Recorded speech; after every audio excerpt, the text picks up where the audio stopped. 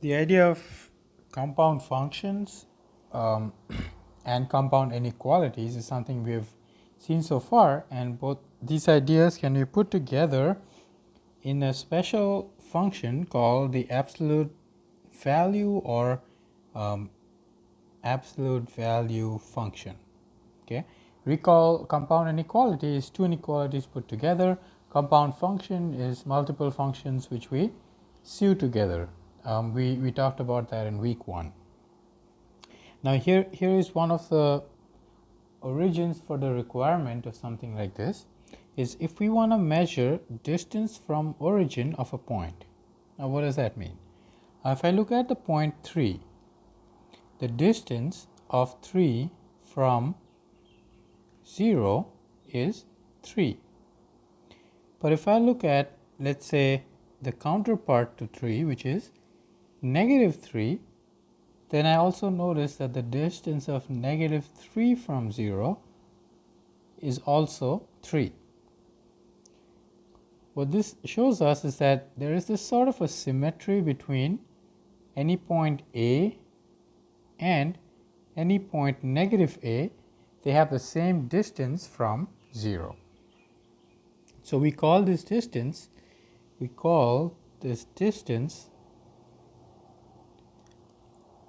the absolute value, meaning that for this particular consideration, we ignore the positive and negative things. Meaning we say that positive 3 and negative 3 have the same absolute value, which is 3. And it makes sense because we define this as the distance from 0. Okay. So for example, absolute value of negative 7 would be 7. The absolute value of 8 would be 8. The absolute value of negative 0.7 would be 0.7. And the notation that which is fairly obvious from what I just wrote is two vertical lines. So anything in between two vertical lines is called absolute value. So for example, this absolute value of x. So you read this as absolute value of x. And as a compound function, it is x if x is greater than equal to 0, and it's negative x if x is less than 0. Now think about this for a minute here. Pause the video and look at what's actually happening here. Remember that the absolute value of a number and its negative is the same. And it equals the distance from 0. So what we say is if it's positive, then you just keep the number like we did here. Like absolute value of 8 is 8. But if it's negative, you make it positive by adding a negative in front of it, because negative of negative 7 is positive 7. So that's how this compound function works. And as an extra, you can try and graph this function, and if you graph this function, you're going to get this V curve. So let's look at some simple equation solving problem. The first one says absolute value of x is 7. So x, this means we are looking for a number x such that the distance from 0 is 7. And we know that there are two such numbers. There's positive 7 and there's negative 7. So here we can say x is negative 7 or x is 7.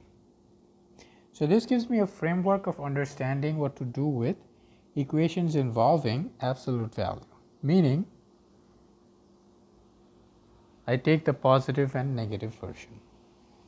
The second one, this says the distance is negative 2. But that's not possible, because if you take the absolute value, you always get the positive value, right? Which means basically saying that distance is always positive. So this says it is not possible. Now over here, we're going to get two possibilities. 2x is 8 or 2x is negative 8. Solving the first one gives me x is 4 or solving the second one gives me x is negative 4. And you can verify. 2 times 4 is 8. The absolute value of 8 is 8. 2 times negative 4 is negative 8. And absolute value of negative 8 is also 8. Again, two cases arise here. X minus 2 is 3 or x minus 2 is negative 3. The first one gives me x is 1 or x is negative 1. So notice there is a certain sense of symmetry in all of these answers, which is simply because it's an absolute value equation. This one here again, 3 and 2x minus 1 is negative 3. And then we proceed by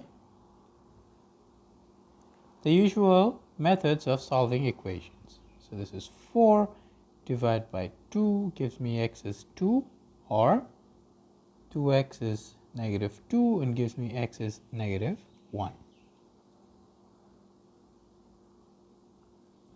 Okay, in the next video we're going to level up and look at some other kinds of equations and then eventually build up to inequalities. And that's it for this video.